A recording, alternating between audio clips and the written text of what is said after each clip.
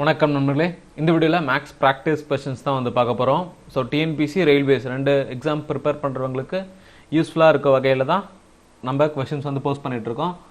இன்றைக்கான முதல் கேள்வி, Raji borrowed rupees 6,300 from a bank at compound rate of interest of 33.1/3% per annum for 2 years.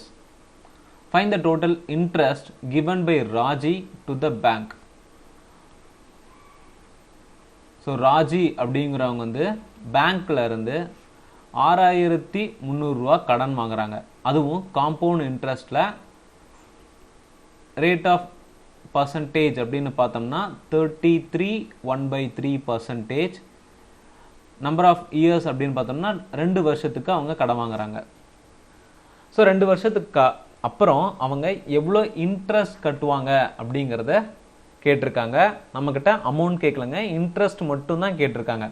அப்போ 33.1/3% 100/3% percentage cancel பண்ணால் 100/300 equal to 1/3 வருமா? இந்த 1/3ல் எனக்கு 3ங்கிறது என்னோட பிரின்சிபல், 1ங்கிறது என்னோட இன்ட்ரெஸ்ட். ஸோ அமௌண்ட் வந்து 4, ரைட்டா? ஸோ அப்போ ஃபஸ்ட் இயரில் என்னோட பிரின்சிபல் 3ன்னு இருந்துச்சுன்னா என்னோட அமௌண்ட் பிரின்சிபல் அமௌண்ட்டுங்கிறது வந்து 4 ஆகும். Second year 3 and amount 4. So into பண்ணுறேன் 9 and 16. 9ங்கிறது என்னோட பிரின்சிபல் 6,300 அண்ட் என்னோட அமௌண்ட் அப்படின்னு பார்த்தா 16. எனக்கு அமௌண்ட் நான் தெரிஞ்சுக்க விரும்பல, எனக்கு இன்ட்ரெஸ்ட் தான் தெரியணும். அப்போ 16 - 9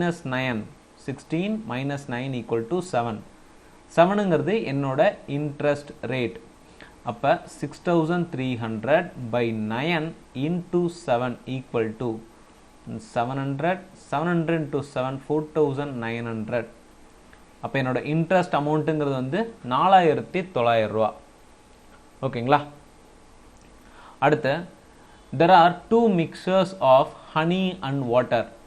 The quantity of honey in them being 25% and 75% respectively of the mixture.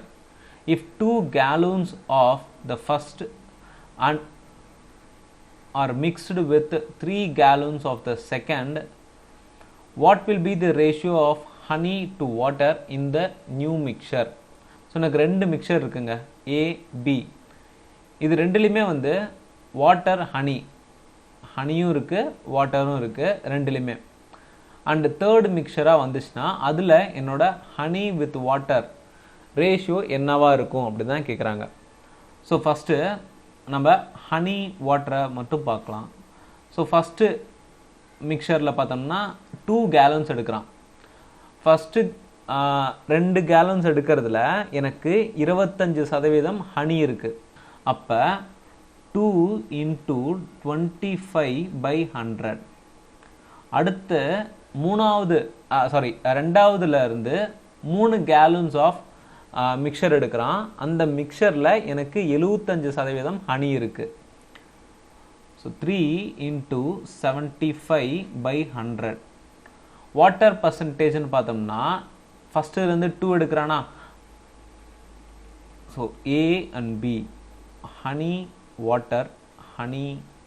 So first மிக்சரில் பார்த்தோம்னா எனக்கு 25% ஹனி இருக்குது, 75% வாட்டர் இருக்குது. ரெண்டாவது மிக்சரில் பார்த்தோம்னா எனக்கு 75% ஹனி இருக்குது, 25% வாட்டர் இருக்குது.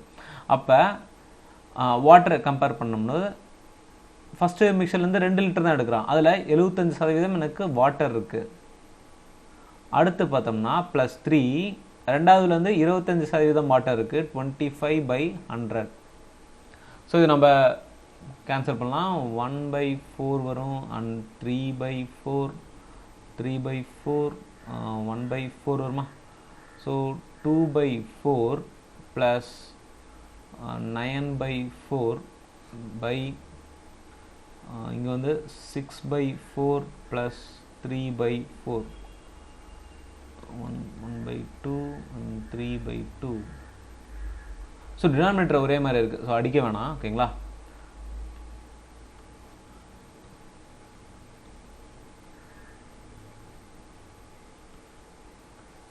ஏன்னா டினாமினேட்டர் வந்து காமனாக இருக்குது.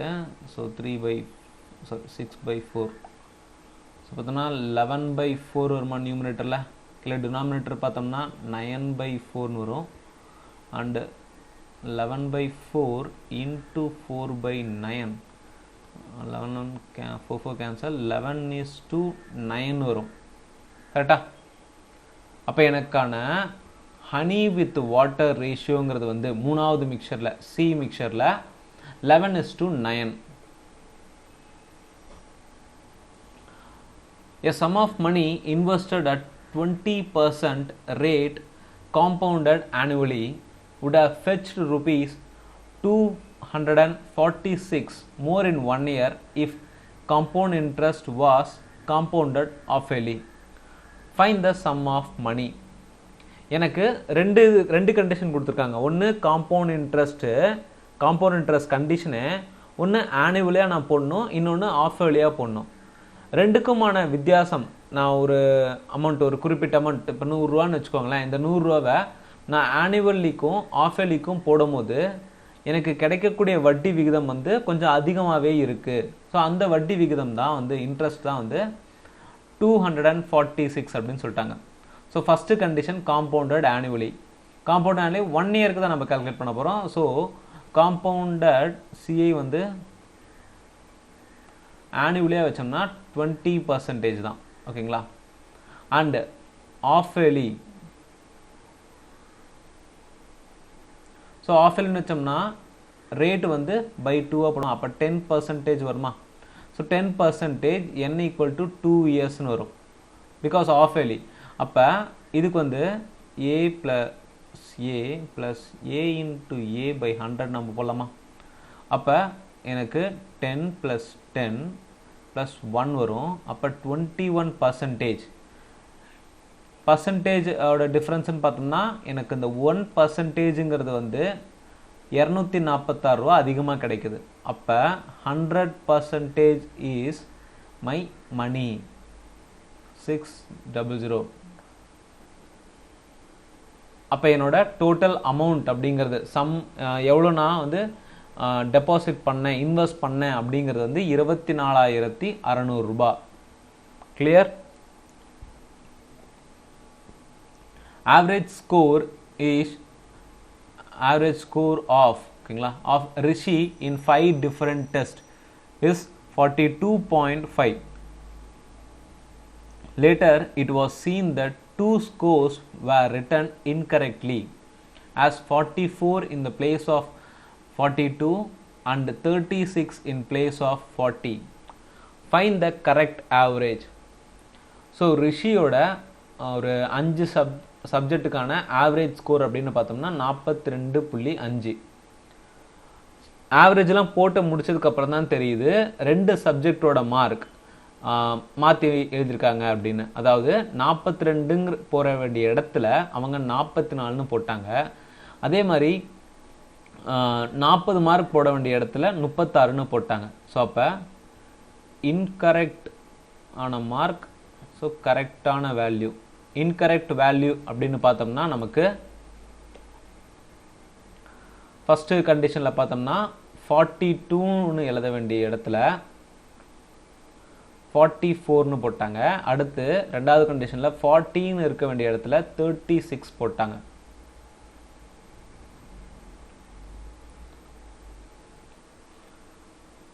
ஸோ இப்போ இதுக்கான டிஃப்ரென்ஸ் அப்படின்னு பார்த்தோம்னா எனக்கு மார்க்கில் வந்து கம்மியாக எழுதியிருக்காங்க.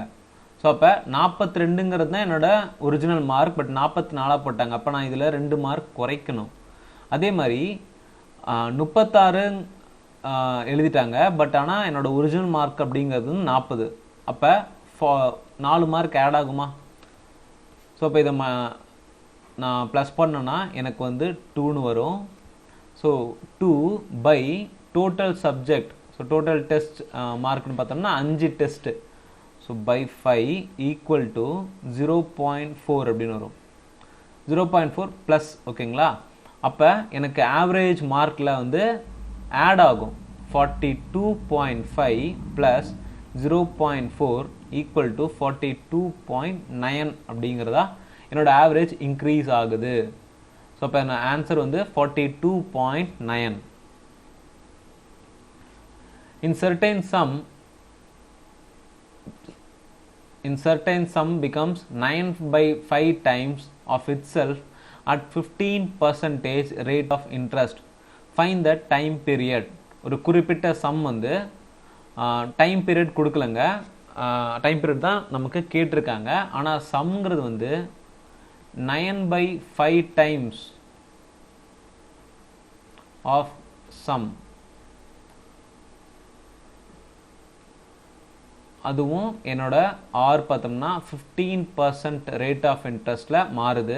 இது எத்தனை வருஷத்துல இந்த மாதிரி மாறும் அப்படின்னு சொல்லி கேட்டிருக்காங்க. என்னோட அமௌண்ட்டுங்கிறது வந்து 9/5 times ஆஃப் த சம்மா 15% ரேட் ஆஃப் இன்ட்ரெஸ்ட் இருக்கும்போது எத்தனை வருஷத்துல மாறும். ஸோ இந்த மாதிரி சம்முக்கு வந்து time equal to number of times -1 into 100 by rate. So simple interest தானே. சிம்பிள் இன்ட்ரெஸ்ட்னா இந்த ஃபார்முலா தான். Okay, 9/5 -1 into 100 by 15. ஸோ 9/5 4/5 வரும். 4/5 into 100 by 15 20 4 3 and 16/3 வருங்களா. அப்போ 16/3 வந்துச்சுன்னா 5 1/3.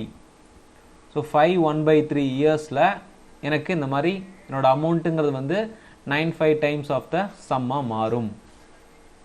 So answer is 5 1/3 years.